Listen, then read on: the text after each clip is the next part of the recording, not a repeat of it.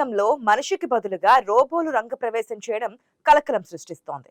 యుద్ధం అంటే భయానకమైనది. కానీ యుక్రెయిన్ ఇప్పుడు రష్యాపై పోరాటంలో రోబో సైనికులను దించి రష్యాను వణికిస్తోంది. యుద్ధ క్షేత్రంలో తమ సైనికులకు ప్రాణాపాయం కలగకుండా ఉండేందుకు యుక్రెయిన్ ఈ కొత్త వ్యూహాన్ని అనుసరిస్తోంది. NC-13 అనే సైనిక విభాగంలో ఇప్పుడు మానవ సైనికుల స్థానంలో ఈ రోబోలు కూడా విధులు నిర్వహిస్తున్నాయి. యుద్ధం జరుగుతున్న చోట నియంత్రించే ఆపరేటర్లు ఎవరు ఉండరు. కొన్ని కిలోమీటర్ల దూరంలో సురక్షిత ప్రాంతం నుంచి వీటిని ఆపరేట్ చేస్తూ ఉంటారు. నేల మీదున్న ఈ రోబోలు ఆకాశంలోని డ్రోన్లతో కలిసి శత్రు శిబిరంపై మెరుపు దాడి చేశాయి. ప్రత్యర్థి సైనికులను బందీలుగా తీసుకోవడంలో కూడా ఇవి విజయవంతమయ్యాయని యుక్రెయిన్ చెబుతోంది. సరుకుల సరఫరా నుంచి దాడుల వరకు అన్నింటికీ వీటినే వాడుతున్నారు. సరిహద్దుల్లో ప్రత్యర్థి డ్రోన్ల కార్యకలాపాలు పెరగడంతో యుక్రెయిన్ పదాతి దళానికి రక్షణగా ఈ భూతల డ్రోన్ల ప్రాజెక్టును మొదలుపెట్టారు. చక్రాలు, లోహపు బెల్టులపై నడిచే ఈ రిమోట్ కంట్రోల్ యంత్రాలు ఇప్పుడు యుద్ధ గమనాన్ని మార్చేస్తున్నాయి. ప్రాథమికంగా క్షతగాతులను యుద్ధ రంగం నుంచి సురక్షితంగా బయటకు తీసుకురావడానికి వీటిని రూపొందించినప్పటికీ ప్రస్తుతం పూర్తి స్థాయి దాడికి వాడుతున్నారు. రోబోల రాకతో యుద్ధం కేవలం మనుషుల మధ్య జరిగేది కాకుండా యంత్రాల మధ్య జరిగే అదృశ్య యుద్ధంగా మారుతోంది. యుద్ధ రంగంలో మనిషికి కలిగే మానసిక ఆందోళనలు, భయం వంటివి ఈ రోబోలకు ఉండవు. ఇవి ఆదేశాలను యథాతథంగా అమలు చేస్తూ ఉంటాయి. శత్రువుల కదలికలను సెన్సార్ల ద్వారా పసిగట్టి క్షణాల్లో ప్రతిదాడి చేయగల సామర్థ్యం వీటి సొంతం. యుక్రెయిన్ తీసుకున్న ఈ నిర్ణయం భవిష్యత్తులో గ్లోబల్ డిఫెన్స్ విధానాలను పూర్తిగా మారుస్తుందని నిపుణులు విశ్లేషిస్తున్నారు. సైనికులను కాపాడుకుంటూనే వ్యూహాత్మకంగా గెలుపు సాధించేందుకు రోబోలు ఒక అస్త్రంగా ఉపయోగపడుతున్నాయి. ఇది సైనిక రంగంలో పెను మార్పులకు నాంది అనుకోవచ్చు. యుద్ధ రంగంలోనే కాకుండా సాధారణ జీవితంలోనూ హ్యూమనాయిడ్ రోబోలు మనుషులతో సమానంగా పోటీ పడుతున్నాయి. చైనాలోని బీజింగ్ లో నిర్వహించిన అంతర్జాతీయ హాఫ్ మారథాన్ లో రోబోలు సృష్టించిన రికార్డ్ ఆశ్చర్యపరిచింది. 21 కిలోమీటర్ల పరుగును కేవలం 50 నిమిషాల 26 సెకండ్లలోనే పూర్తి చేసి ఈ రోబోలు చరిత్ర సృష్టించాయి. మనుషుల కంటే వేగంగా పరుగును పూర్తి చేయడం సాంకేతిక రంగంలో వచ్చిన పెను మార్పులకు నిదర్శనం.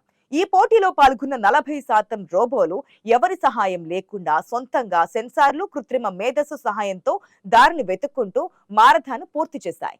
గత ఏడాది జరిగిన ఇదే పోటీలో చాలా రోబోలు పడిపోవడం, వేడెక్కి ఆగిపోవడం జరిగాయి. కానీ కేవలం ఏడాది కాలంలోనే సాంకేతికత ఎంత వేగంగా పుంజుకుందో ఈ మారథాన్ రుజువు చేసింది. హానర్ అనే సంస్థ అభివృద్ధి చేసిన రోబోలు తొలి 3 స్థానాలను దక్కించుకొని ప్రపంచ స్థాయి రికార్డులను తిరగరాశాయి. రోబోల వేగం కంటే అవి క్లిష్టమైన మార్గాల్లో ఎలా అడ్డంకులను దాటుకుంటూ వెళ్తున్నాయనేదే శాస్త్రవేత్తలకు ముఖ్యమైన అంశం. ప్రతి అడుగులోనూ ఇవి సేకరించే సమాచారం భవిష్యత్తులో మరింత అధునాతనమైన రోబోల తయారీకి ఉపయోగపడుతోంది. ఒకప్పుడు సినిమాల్లోనే చూసిన హ్యూమనాయిడ్ రోబోలు ఇప్పుడు నిజ జీవితంలో పరుగు పందాల్లో సత్తా చాటడం, భవిష్యత్తులో మనం రోబోలతో కలిసి జీవించే రోజులు దగ్గరలోనే ఉన్నాయని సూచిస్తోంది. బ్యాటరీ సామర్థ్యం నుంచి కృత్రిమ మేధస్సు వరకు ప్రతి విభాగంలోనూ చైనా కంపెనీలు అద్భుతమైన పురోగతిని సాధించాయి.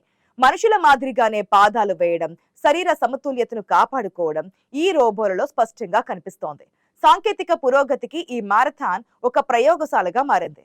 రోబోల పరుగు చూస్తుంటే రాబోయే కాలంలో క్రీడల్లో కూడా యంత్రాల ప్రభావం ఏ స్థాయిలో ఉండబోతుందో ఊహించవచ్చు. అయితే ఇప్పటికే వీటి దూకుడు చూస్తుంటే ఆశ్చర్యం వేయకుండా ఉండదు. ఇప్పుడు ఈ టెక్నాలజీకి AI కూడా తోడవుతోంది. చైనా ఇప్పుడు రోబోటిక్స్ రంగంలో ప్రపంచ అగ్రగామిగా ఎదిగేందుకు వ్యూహాత్మకంగా అడుగులు వేస్తోంది. తయారీ రంగం నుంచి సేవల రంగం వరకు రోబోలను మనిషికి తోడుగా మార్చడమే లక్ష్యంగా ప్రభుత్వాలు, ప్రైవేట్ సంస్థలు భారీగా పెట్టుబడులు పెడుతున్నాయి. ఫ్యాక్టరీల్లో కష్టమైన పనులు, ఇళ్లల్లో వృద్ధులకు తోడుగా ఉండేందుకు, అత్యవసర సమయాల్లో వైద్య సహాయం అందించేందుకు ఈ హ్యూమనాయిడ్ యంత్రాలను సిద్ధం చేస్తున్నారు. హాంజో, షెంజాన్ వంటి నగరాలు ఇప్పుడు ఆధునిక సాంకేతిక ప్రయోగశాలలుగా మారాయి. కేవలం వేగం మాత్రమే కాకుండా మనుషుల భావోద్వేగాలను అర్థం చేసుకుని సహజంగా కదలగలిగే రోబోలను తయారు చేస్తున్నారు.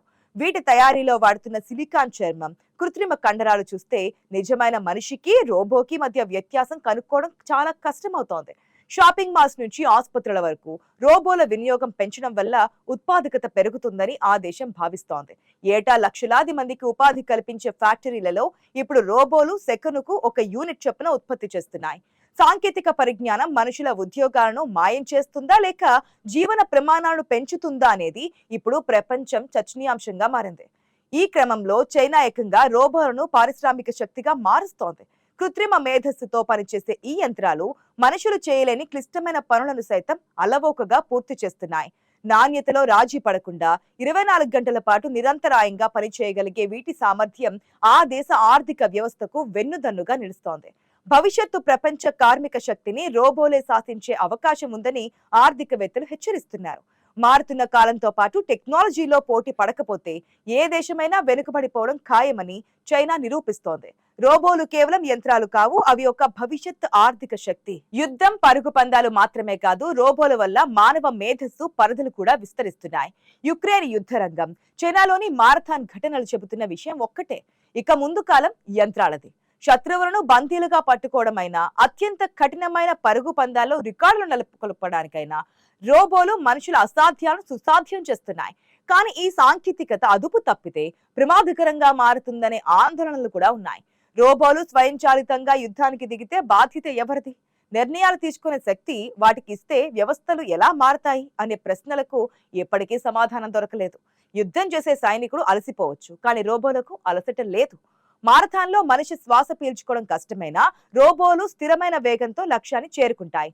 అంటే మనిషి చేసిన తప్పులను సరిదిద్దే శక్తి యంత్రాలకు వస్తోంది.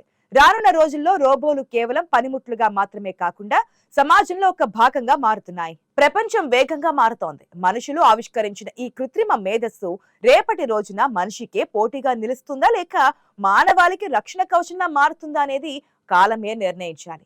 ఏది ఏమైనా యంత్రాల శక్తి ముందు మనిషి ఆలోచనల స్థాయిని పెంచుకోవాల్సిన సమయం ఆసన్నమైంది. మన అవసరాలకు అనుగుణంగా యంత్రాలను రూపొందించుకోవడం ఒక ఎత్తు అయితే, వాటికి గీత గీసి ఉంచడం మరొక ఎత్తు. మనిషి మేధస్సు యంత్రాలకు ప్రాణం పోస్తే ఆ ప్రాణం మనిషికే కవచంలా నిలవాలి తప్ప ముప్పుగా పరిగణించకూడదు. రోబోల రాక మానవాళి ప్రస్థానంలో ఒక మైలురాయి.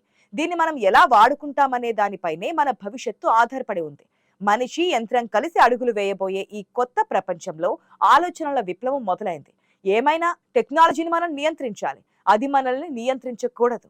కానీ ఏదో రకంగా రేపటి కాలంలో టెక్నాలజీ మనుషులను శాసించడం అనివార్యమంటున్నారు పరిశీలకులు.